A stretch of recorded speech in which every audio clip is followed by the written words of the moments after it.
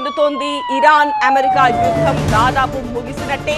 Iran పై చేపట్టాల్సిన భారీ దాడులను చివరి నిమిషంలో ట్రంప్ నిలిపివేశారు. అమెరికా ఇరాన్ మధ్య గ్రేట్ సెటిల్మెంట్ కు రంగం సిద్ధమైంది అంటున్నారు ట్రంప్. ఈ వీకెండ్ లో యూరప్ లోనే ఒప్పందం ఉంటుంది, సంతకాలు కూడా ఉంటాయంటున్నారు ట్రంప్. ఒప్పందంపై సంతకం చేసేందుకు అమెరికా ఉపాధ్యక్షుడు జేడీ వ్యాన్స్ హాజరవుతారు. ఇరాన్ అణ్వాయుధాలను తయారు చేయకూడదు అనే షరతు ఉంటుంది. ఒప్పందంలో ప్రధాన అంశంగా ఈ షరతే ఉన్నట్టుగా ట్రంప్ ప్రకటించారు. ఒప్పందం కుదిరిన వెంటనే హార్మూజ్ జలసంధి తెరుస్తామని ట్రంప్ ప్రకటించారు. అప్పటి వరకు ఇరాన్ నౌకాదళ దిగ్బంధనం కొనసాగుతుంది అంటున్నారు ట్రంప్.